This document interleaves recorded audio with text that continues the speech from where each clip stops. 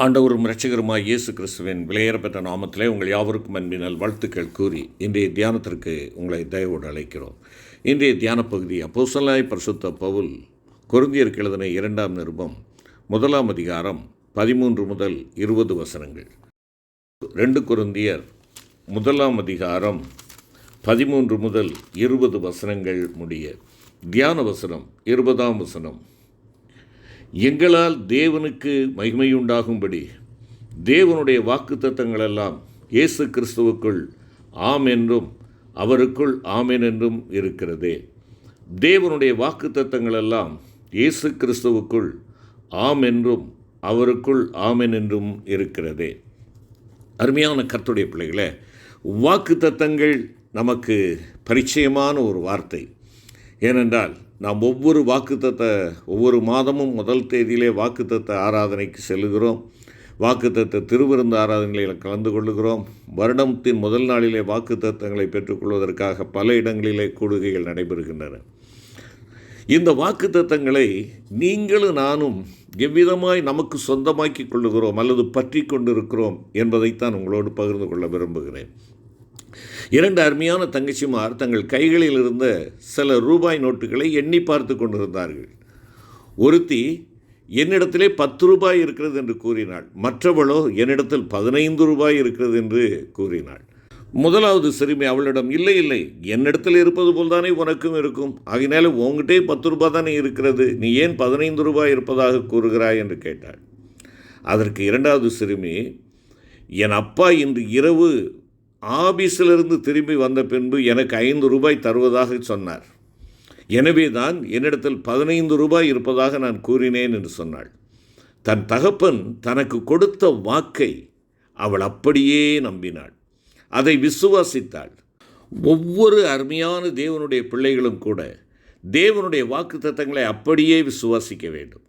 தன்னுடைய பரம தகப்பனுடையவை எல்லாவற்றையும் அவன் தனக்குரியதாகவே கணிக்க வேண்டும் அல்லது எண்ண வேண்டும். அப்பொழுது அவன் உலகத்தின் பார்வையில் ஒரு தரித்திரராக இருந்தாலும் தேவனுக்குள்ளாக ஒரு ஐஸ்வர்யவானாக இருப்பான். வாக்குத்தத்தங்கள் என்பவை தாம் செய்யப்போவதாக நம்முடைய பரம தகப்பன் நமக்கு கூறியுள்ள நல்ல வார்த்தைகள் ஆகும். பரிசுத்த வேதாகமம் முழுவதிலும் எத்தனையோ வாக்குத்தத்தங்களை அவர் நமக்கு ஈவாக எழுதி தந்திருக்கிறார்.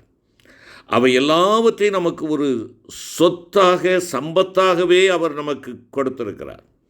நம்முடைய தேவைகளுக்கு ஏற்ப நாம் அவற்றை உரிமை பாராட்டி அவற்றில் உள்ள ஆசீர்வாதங்களை அனுபவிக்க முடியும்.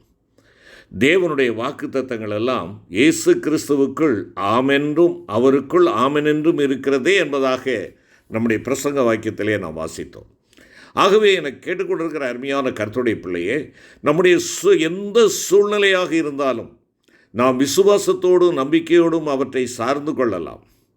நெருக்கமான ஆபத்தான சமயங்களில் நமக்கு அரும் துணையாயிருந்து உதவி செய்ய அந்த வாக்கு தத்தங்களெல்லாம் ஆயத்தமாக இருக்கின்றன.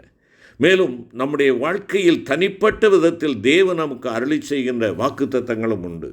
அன்பான கர்த்தருடைய பிள்ளையே, தேவனுடைய வாக்குத்தத்தமான ஆசீர்வாதங்களை நீ பெற்று அனுபவிக்க வேண்டும் என்றால் அவற்றிற்குரிய நிபந்தனைகளை நீ நிறைவேற்ற வேண்டும். உன்னுடைய பங்காக நீ செய்ய வேண்டியவைகளை செய்கின்ற பொழுது அவர் தம்முடைய பங்காக தாம் உனக்கு வாக்கு பண்ணி இருக்கிறவைகளை நிச்சயமாகவே நிறைவேற்றுவார்.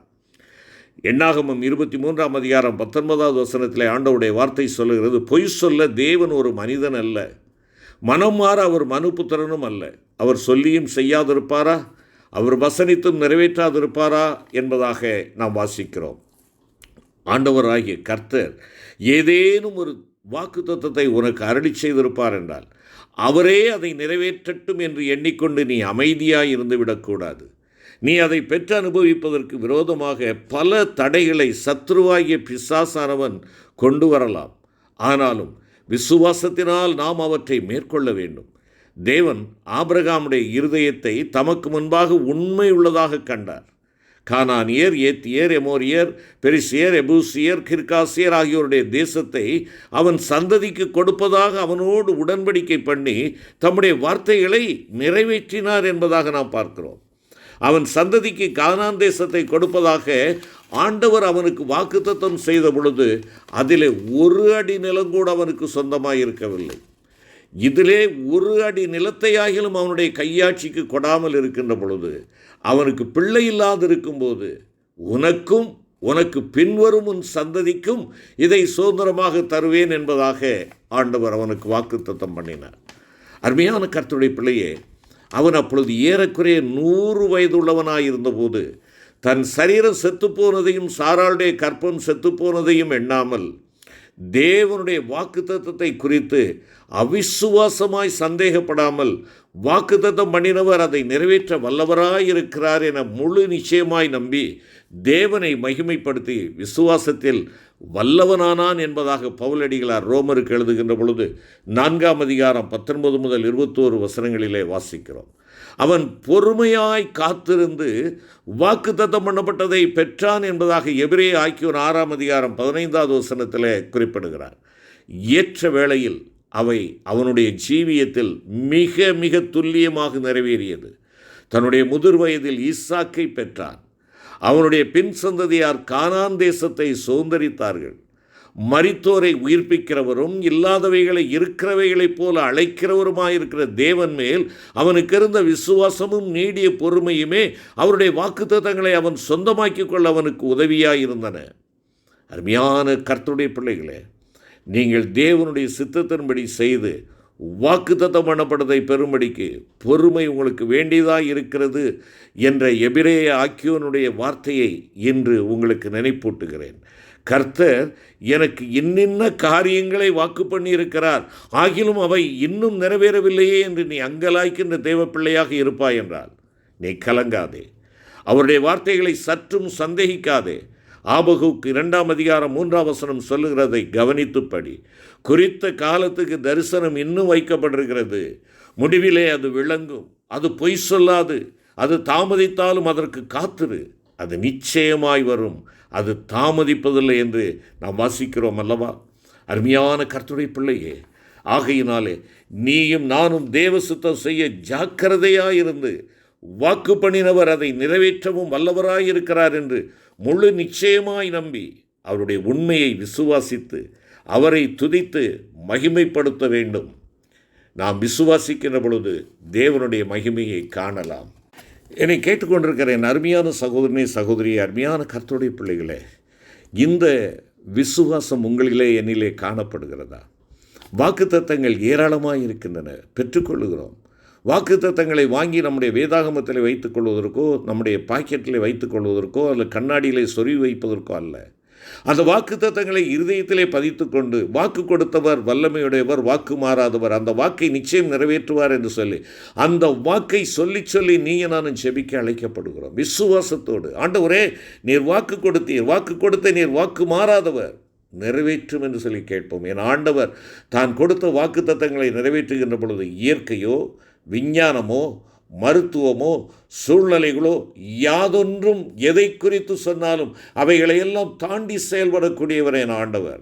கடலின் நடுக்கடலிலே 4ஆம் ஜாமத்திலே நடந்து சென்றவர் என் ஆண்டவர். இயற்கையை மேற்கொண்டவர் என் ஆண்டவர். இறையாதே அமைதலாயிரு என்று சொல்லி இறைச்சலையும் அலை மோதுதலையும் நிறுத்தியவர் என் ஆண்டவர். அருமையான கர்த்தருடைய பிள்ளையே, தலித்தாகுமே என்று சொல்லி எழுப்பினவர், உயிரோடு எழுப்பினவர். லாசருவே வெளியே வா என்று சொல்லி அழைத்தவர். ஆம், அவருடைய வார்த்தைகள் எல்லாம் வல்லமையுடையது.